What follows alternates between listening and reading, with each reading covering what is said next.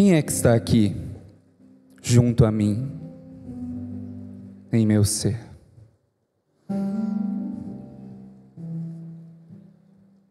É a minha imagem?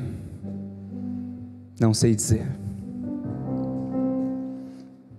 Ouça, o que há além do rio?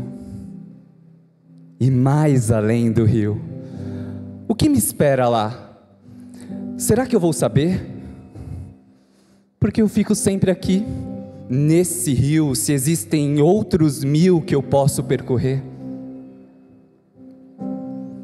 É que o rio é bravo e não para nunca, como o tempo que vai sem nunca se deter. E eu não sei porquê, mas eu sinto que há muito mais além do rio. Que mais além do rio tem alguém esperando por mim. E quem será? Quem será? Quem é que está aqui junto a mim quando eu vejo o que há depois do rio? E será que eu vou conseguir? Será que eu vou conseguir seguir o meu coração? Ou terei que me casar e ser feliz com uma vida em vão? Devo escolher o caminho certo. Mas será que o certo é certo para mim? Será que tudo o que sonhei ficará para trás se eu seguir por esse rio sem fim? Quem está além do rio? E quando a imagem de quem eu sou vai se revelar? Afinal, Jesus está além do rio? E se Ele estiver, Ele vê a minha verdadeira imagem?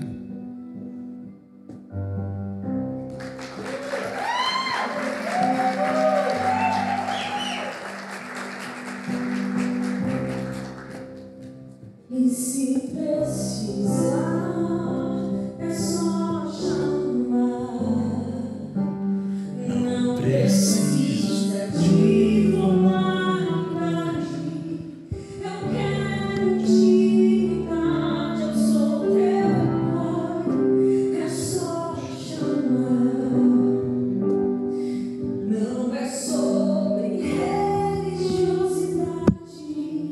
Eu quero intimidade. Eu sou teu pai. Eu quero convidar vocês a ficar de pé nesse último momento.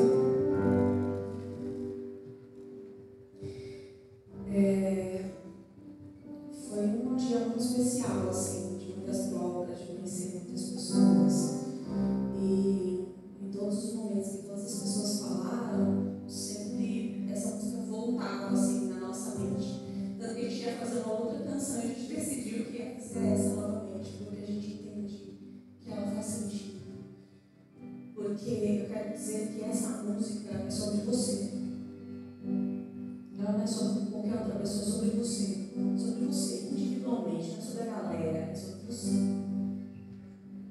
Porque você é a menina dos olhos de Deus. É sobre você, porque você é amado de Deus. É sobre você, porque é você que Ele recebe integralmente como você é, sem qualquer reserva, sem qualquer necessidade de mudança. Essa música é sobre você que está me vendo pela internet. Porque Deus te recebe como você é, sem necessidade que você faça interações. É sobre você, menina dos teus olhos. Uma menina que talvez a sociedade queira colocar à margem, mas Deus te traz para a mesa. E esse é o seu lugar.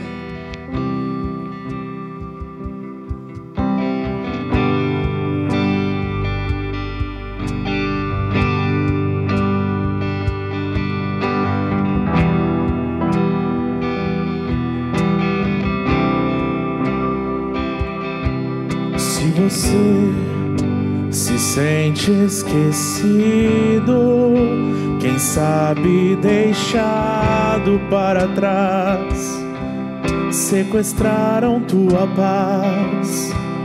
Pode ser que que não reconheçam teu jeito de amar, a tua cor, tua origem, teu valor. Saiba que tua dor não foge aos olhos de quem te amou primeiro. Também teu valor está no que ele diz ao teu respeito. Menina dos teus olhos, eu sou aquele filho encontrado na estrada, imagem de tua face. Eu sou aquele a quem o mundo inteiro vê a glória.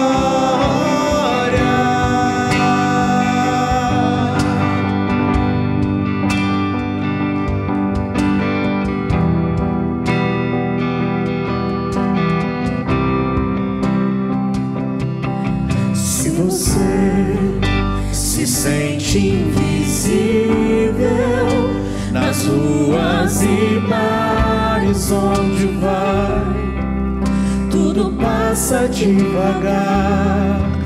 Se você grita em silêncio e já não consegue mais dormir, está cansado de fingir,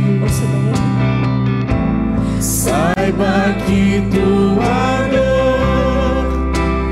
não foge aos olhos de quem te amou primeiro. Ouça bem, teu valor está no que ele diz a teu respeito. Menina dos teus olhos, eu sou aquele filho encontrado na estrada, imagem de tua face. Eu sou aquele a quem o mundo inteiro vê a glória. Menina dos teus olhos, eu sou aquele filho encontrado na estrada, imagem de tua face. Eu sou aquele a quem o mundo inteiro vê a glória.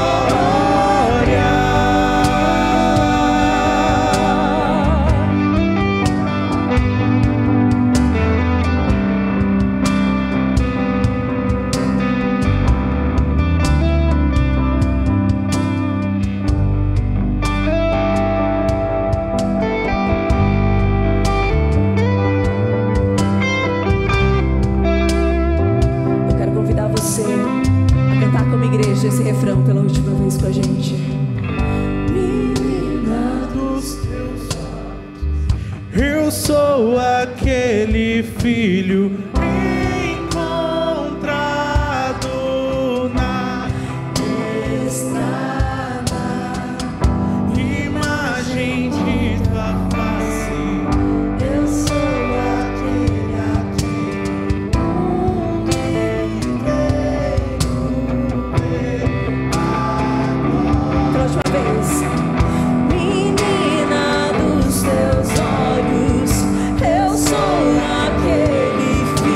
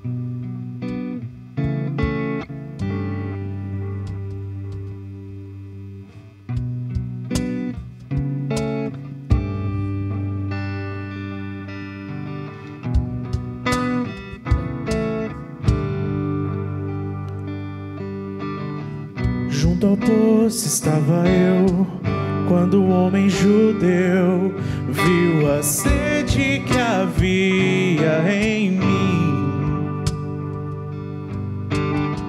Sem me ouvir, conheceu e me ofereceu uma água que jorra sem fim. Dá-me de beber, pois tenho sede. Não quero mais buscar em outras fontes. Não precisarei aqui voltar pra minha sede saciar. Uma vez que eu já ouvi teu falar, tu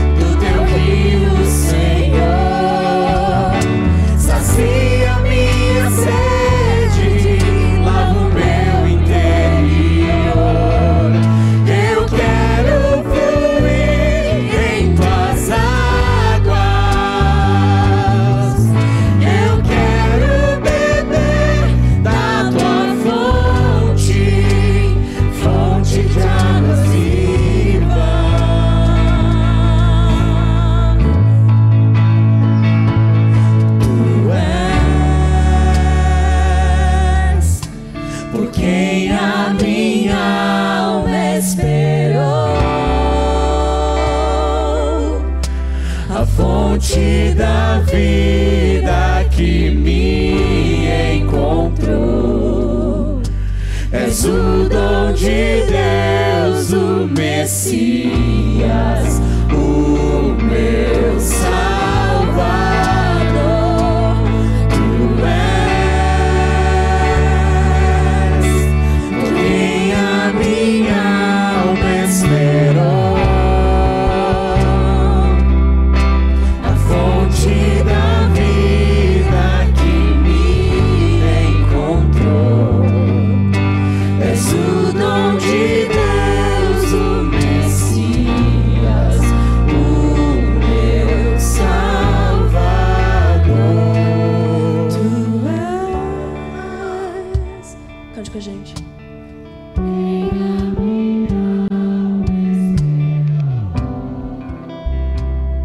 Aleluia.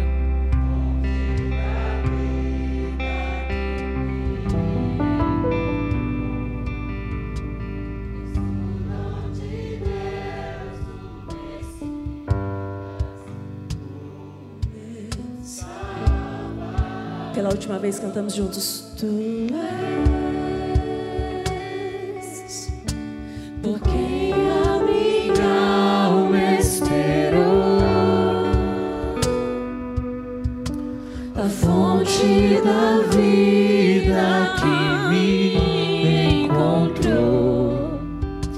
És o dom de Deus, o Messias, o meu Salvador.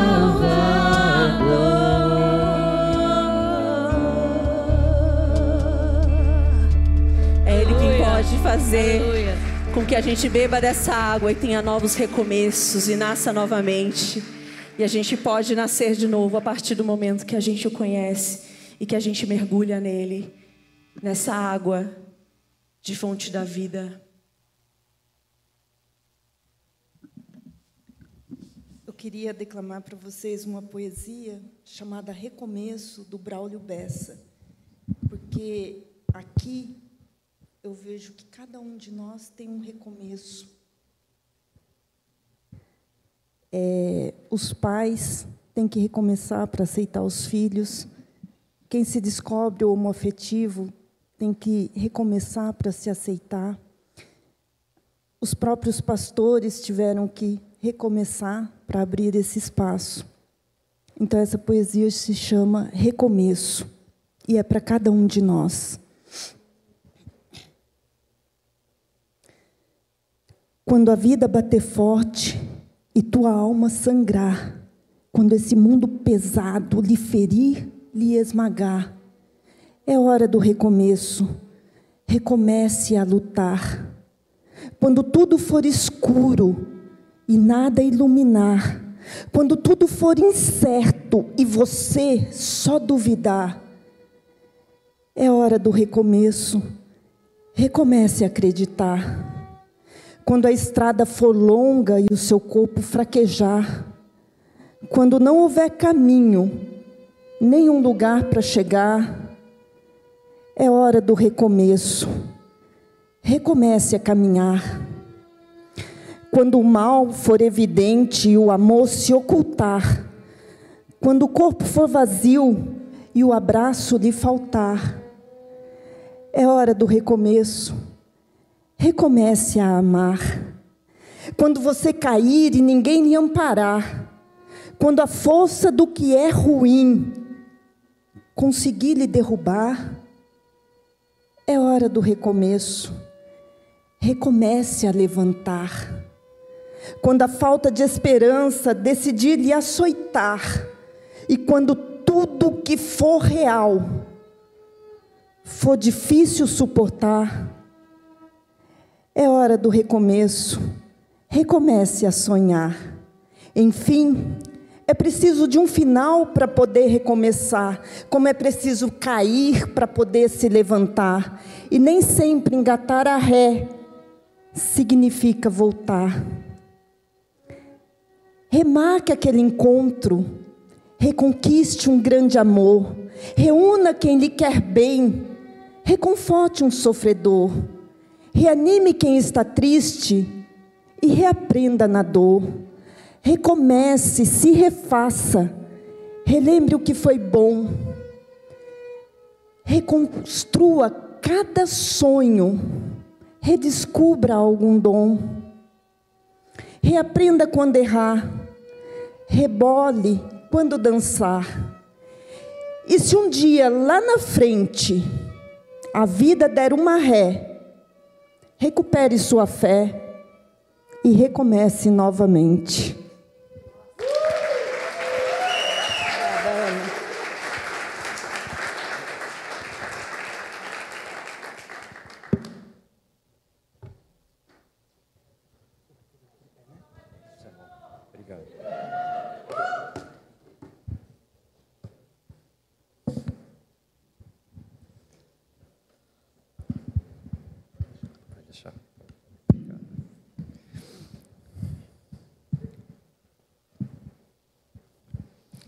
Já está começando o cronômetro ali na gente.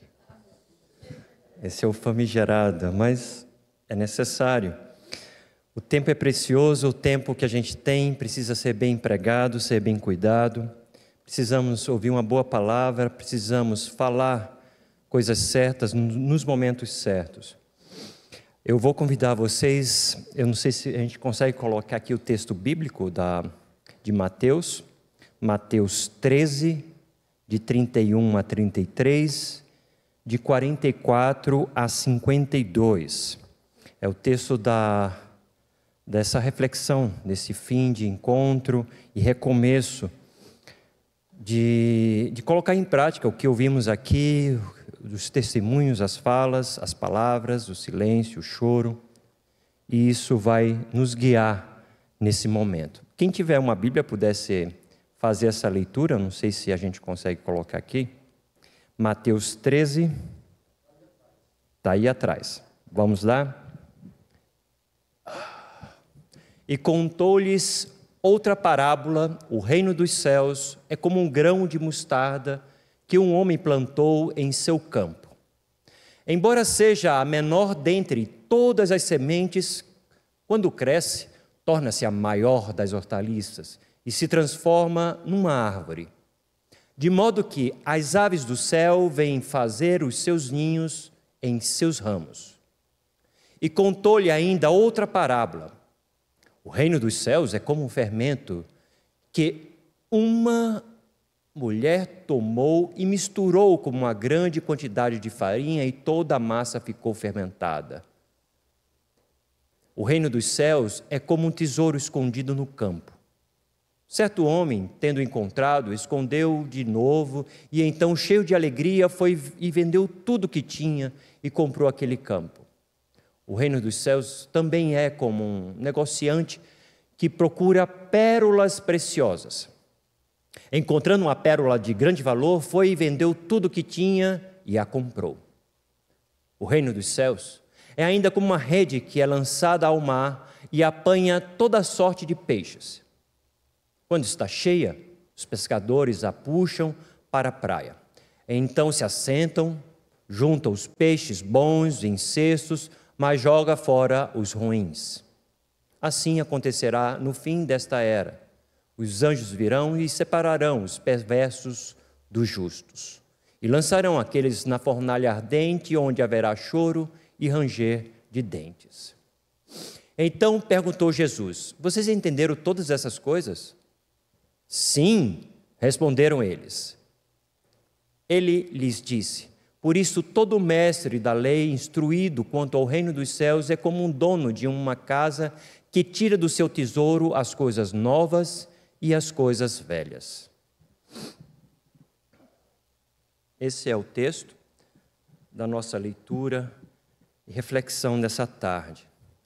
Esse texto é o texto da comunidade Mateus, uma comunidade pequena como muitas de tantas igrejas que se posicionam sobre temas envolvendo a justiça, a paz, a espiritualidade, o conforto, a inclusão. Essa comunidade de Mateus é a segunda geração do movimento de Jesus, pois se passaram 80 anos, um número grande daqueles discípulos já haviam morrido. quando eles estavam vivos, a tradição estava garantida. Mas agora que desapareciam, tornava-se urgente pôr por escrito a dita tradição. A história dessa comunidade é então construída numa releitura do que contava sobre Jesus no contexto concreto da vida daquele povo. Na comunidade de Mateus ocorriam problemas sérios entre a prática em seguir os ensinamentos de Jesus, ligados à justiça, à paz, o amor, com o estilo de vida religioso, político descomprometido, violento, injusto e egoísta. Muitos estavam desanimados com essa situação. Muitos se sentiam pequenos diante de tantos problemas. E sabemos que muitos não aguentavam as pressões como essas e logo buscavam formas mais fáceis de levar a vida cristã. É importante sabermos que podemos resistir a essas pressões buscando na palavra de Deus um caminho melhor, de contentamento tal como declamou o salmista: maravilhosos os teus testemunhos, a minha alma guarda como tesouro. Em Mateus, Jesus fala do reino de Deus para pessoas que vivem uma realidade de reino, de sociedade, que as exclui, empurrando para a periferia social, econômica e religiosa. Não há perspectiva de mudança, de acontecimentos que virem o jogo posto no tabuleiro. No caso do texto selecionado para hoje, ele se dirige às multidões usando o recurso de quê? De parábolas. Mas o que são essas parábolas no ensino de Jesus? Elas são uma forma de explicar a dimensão do reino de Deus através de coisas conhecidas, assim de coisas muito bem simples, envolvendo elementos do dia a dia daquele povo. São formas de atrair a atenção de um grupo de pessoas em torno de assuntos importantes sobre essa realidade. Não há registro nenhum na história do povo judeu de então, algo próximo dessa forma de transmitir conhecimento usado por Jesus. O Evangelho nos deseja falar sobre nossa relação, irmãos e irmãs, dessa prática da palavra de Deus, e para tanto ela nos oferece parábolas a serem vivenciadas em nossas espiritualidades de forma prática e piedosa. Ele também nos chama a atenção para que tenhamos discernimento sobre quais os sinais que devem seguir as pessoas que desejam o reino de Deus aqui na terra, no meio da nossa sociedade. Uma das músicas falava isso, né? O reino, teu reino, esse reino aqui presente. Não é um reino por vir, é entendido como um reino aqui nessa terra.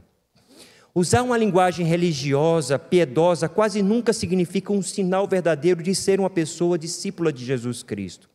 É preciso ir além do mero mimetismo de um fiel seguidor que para nada serve senão para ser uma caricatura piegas de um cristianismo vazio, barulhento, hipócrita, cheio de regras, cheio de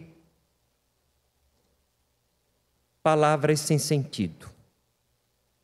Jesus nos aponta alguns sinais que a espiritualidade dos seus seguidores, eu, você, nós, pequenas comunidades, nesse mundo que nos cerca, nesse Brasil, nessa São Paulo, de manifestar nesses dias. A primeira parábola ele fala do grão de mostarda e do fermento. E essas duas parábolas, elas devem ser interpretadas juntas. Elas usam o contraste para nos instigar, nos provocar para termos fé.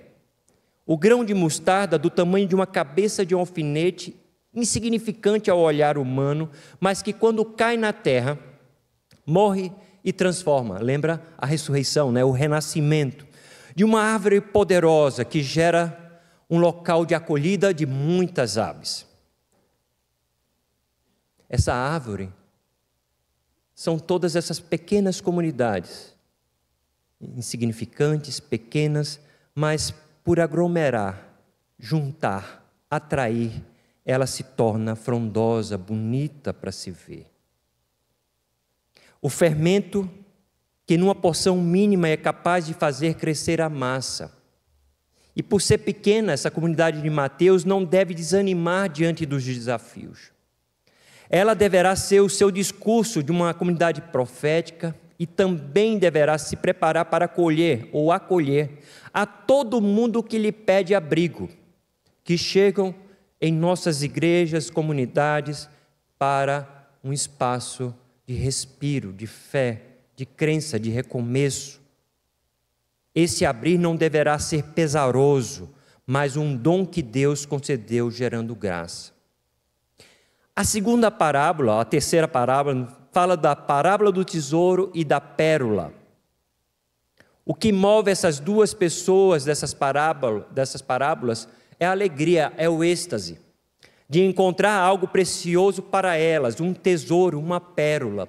E aí lembramos de um dos livros de C.S. Lewis, um escritor anglicano, teólogo, que tem essa alegria de conhecer, né? A alegria de encontrar a graça de Deus.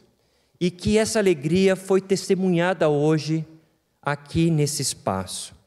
A alegria de conhecer a graça de Deus de forma prática. Muitas vezes passamos de uma forma errada da imagem do reino de Deus porque nos entregamos a esse reino por medo, por recalque, por poder e deixamos de passar a imagem de que de fato Jesus deixou por onde passou, a alegria. Entender isso e se permitir vivenciar será o nosso combustível para todos os dias, quer sejam dias bons ou dias ruins. Por fim, a parábola da rede. Nessa parábola, os originais dizem que o reino não é comparado com uma rede repleta de peixes, não é isso, mas sim que a vinda desse reino passa-se como um momento de separar, de escolher os peixes presos pela rede de pescar. Aqui, de novo, percebemos um elemento que faz lembrar a parábola do joio e do trigo, representando os filhos e filhas da luz e os filhos e filhas das trevas. Mas apesar de se apresentar assim de uma forma tão binária, bom ou mal, não significa que caiba a nós a tarefa de arrancar essas pessoas, de tirar fora, achando ser o joio. E no caso aqui a parábola da rede, a separação dos peixes. Não cabe a nós fazer essa separação de quem é quem nos espaços de nossas igrejas. É um momento de acolhida. Haverá no reino de Deus, diz essa parábola, a convivência de ambos. E como sabemos pelos ditos de Jesus, haverá surpresa. Quem é quem nesse grande teatro da vida? A gente lembra, né? Os primeiros serão os últimos serão os primeiros, muitas prostitutas irão anteceder. A gente vê Jesus provocando, né, aquele bando de religiosos recalcados, duros, confiantes em suas tradições, confiantes na vida que levavam, né? E Jesus diz, olha, vai haver muitas surpresas. E essas surpresas estão aí com vocês. Então, Jesus nos diz, não devemos julgar esse momento, não devemos separar o joio do trigo. Não cabe a vocês fazerem isso. A parábola do pai de família, ela encerra de uma forma brilhante, porque ela traz aqui o elemento da sabedoria. Essa sabedoria nos permite mergulhar nos textos bíblicos como um poço de tesouro. Nesse tesouro devemos colocar em prática não o literalismo dos versículos bíblicos, como a gente ouviu hoje com a pastora Jerusa, né? É pastora já, né, Jerusa? Então, perdão, Jerusa. Desde 93. Pastora Jerusa, então não estava errado. E desde isso, ela traz a questão dos textos bíblicos, tirando esses literalismos que são feitos numa leitura sem vida, sem amor, apenas uma leitura que nada mais satisfaz daquilo que está cheio do coração dessas pessoas, o ódio, o desrespeito, o desamor, tudo isso. Os versículos preferidos são esses dessas pessoas. Eles adoram buscar esses versículos e justificarem, colocarem como proteção o seu preconceito, a falta de respeito, a brutalidade, e usam a palavra de Deus para se blindar. A sabedoria. Na tradição anglicana, a gente tem 3 formas de a gente refletir sobre o texto bíblico. Claro, a Bíblia. Pensar esse texto bíblico usando também a tradição de como isso foi lido com o tempo. E um terceiro fator que a gente lembra, chamado razão. Tão simples, né? Mas a razão é a capacidade de tirar desses 2 elementos, da Bíblia e da tradição, da forma que eram lidas por nossos pais e avós, os pais e mães da igreja, mas tornando essa tradição uma tradição viva, ativa, e não no tradicionalismo morto que amordaça as falas de pessoas LGBTs. Mas essa razão, ela traz esse elemento de clareza do que estamos lendo. Jesus é prático, irmãos e irmãs, e devemos também aprender a ser práticos, como essas parábolas que são trazidas nesse dia. São as parábolas que nos ensinam a ser uma pequena comunidade, pequenas comunidades, mas pequenas comunidades que são atuantes no mundo, que transformam fermento, grãos de mostardas que tornam grandes árvores, acolhedoras, a alegria que não pode faltar. Sem alegria, não há alguém, acho que foi o pastor Ricardo Goldin, cadê aquela alegria, cadê aquela vibração? E aí a gente brinca, ri, se solta. A gente precisa de pessoas que nos lembrem que a alegria faz parte da espiritualidade nossa. E a alegria de sermos o que somos. Aí que está a palavra orgulho, né? Não é orgulho da soberba, né? Tem orgulho LGBT. Hoje é o dia, né? É dia 28, é isso? Hoje é o dia 28. Então, não é orgulho por ser soberbo. Somos... Não, tem nada, ninguém está falando disso. O que está se falando é a satisfação de sermos o que somos. Héteros, gays, LGBTs, trans. Tudo que podemos ser, essa alegria deve ser celebrada. E assim, a igreja só pode entender e interpretar um evangelho quando é capaz de vivê-lo. Quando não pode vivê-lo, ignora-o e começa a espiritualizar esse evangelho, dizendo coisas que Jesus não disse. Que Jesus, em nenhuma parte dos evangelhos, chegou a excluir LGBTs, e nem se comentava isso, porque nem naquela época se isso. Então, é estranho que pessoas que seguem a Jesus, o Evangelho, só trazem essas notícias de morte, de exclusão, que não nos agrega, não nos fortalece. Nesse momento, devemos pedir a Deus por todos os LGBTs de nossas comunidades e por aquelas pessoas que sofrem a violência, que são excluídas de suas comunidades, de suas famílias, que saem de suas cidades para viver, porque lá não era possível se viver quem era. Então elas migram para outros locais para encontrar um espaço, quem sabe uma grande árvore, que elas possam se juntar com outras pessoas que buscaram esse mesmo abrigo. Que Deus nos abençoe e que Ele possa nos inspirar nessa caminhada a partir de hoje, nessa temática. Que Deus abençoe a cada um de vocês. Amém.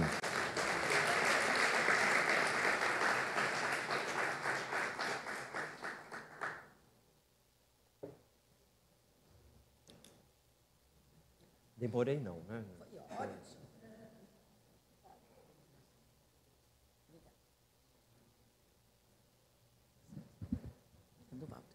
Eu não vou pregar não, tá? É do Walter. Queridos e queridas, eu queria agradecer muito ao doutor Eduardo Mundim. Desculpa, entendeu? para dar um chiqueteio ao nosso fórum, entendeu? Doutor Eduardo, endocrinologista, queria agradecer a Lívia. Eu queria mostrar aqui a liderança, né? Está faltando só uma pessoa, né? Fica em pé. Anderson, cadê o Cláudio? Está por aí? Vem aqui, Cláudio. Nós temos a Fernanda Cavotti, que também é líder, mas hoje ela está num casamento.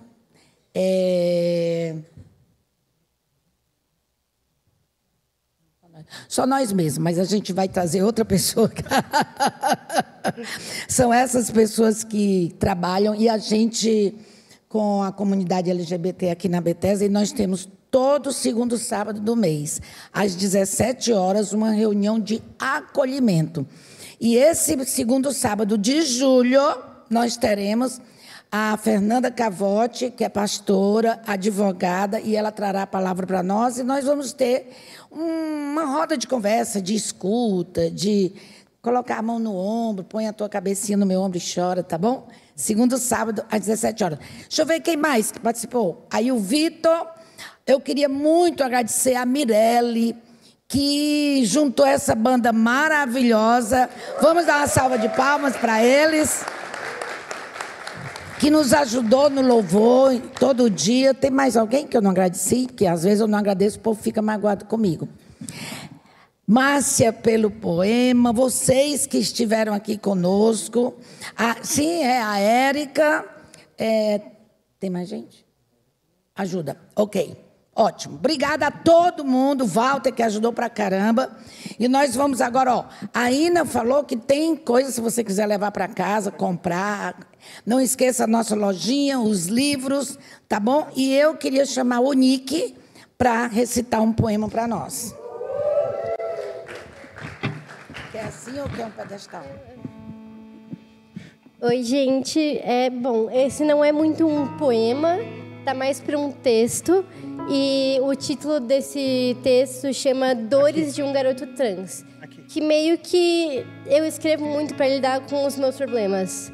E esse texto, eu estava em uma crise de disforia que eu estava tão mal ao ponto de não conseguir me olhar no espelho. E aí eu só orei e assim que eu concluí a oração, saiu isso. E de repente, o fato de eu ser um garoto trans e gay não me assusta mais. Esse mesmo fato que há 2 anos atrás era o meu pior pesadelo. Eu tinha muito medo de ser rejeitado pela minha própria família e não ser amado. E hoje, eu estou no meio do processo de colocar o nome social no meu RG e a Bethesda virou minha casa. Ser uma pessoa trans dói muito, então acolha os que estão ao seu redor. Seja uma fonte de apoio e, o mais importante, esteja aberto para aprender. Saber que é preciso passar dos 35 anos para não virar estatística e sobreviver à minha expectativa de vida é um fato que nós, como brasileiros, deveríamos nos enojar. Dizem que a bandeira jamais será vermelha, mas é engraçado que carregamos o cargo de ser o país que mais mata pessoas trans no mundo. Hipócrita, né? A luta pela nossa causa é de todos, todas e todes. E você não precisa ser um de nós para nos apoiar. Mantenha-se firme e persista nessa guerra constante, pois apesar de parecer que nunca terão fim, creio que algum dia viveremos como um.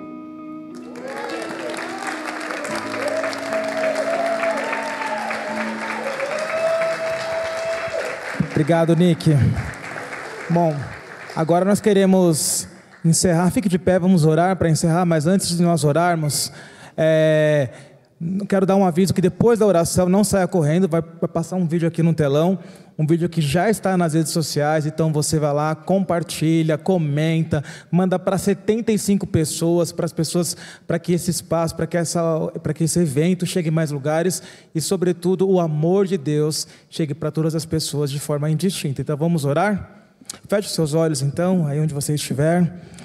Pai querido, Pai santo, Pai bendito, nós queremos te agradecer, Senhor. Obrigado por esse tempo, obrigado, Senhor, por esta igreja, obrigado, Senhor, pelos nossos pastores, pela liderança, pelas pessoas que, Pai, que se dispuseram a estar aqui, que abriram mão de outras atividades para estarem aqui conosco hoje, para aprenderem um pouco mais desse assunto, para compreenderem e para terem, Senhor, além de empatia, para terem compaixão, para de fato vivenciar o teu mandamento de amar ao próximo, Senhor. Então, que tudo aquilo que nós vivemos aqui nesse dia de hoje, ao longo do dia, todas as experiências, as histórias, todos os testemunhos fiquem gravados no nosso coração, para que todo preconceito, toda discriminação, toda intolerância, toda indiferença, toda apatia, Senhor, sejam derrubadas pelo poder do teu amor, porque nós cremos na força do teu amor, esse amor que transforma, que alcança cada um de nós na nossa imperfeição, na nossa finitude, na nossa limitação, Senhor. Então nós te agradecemos,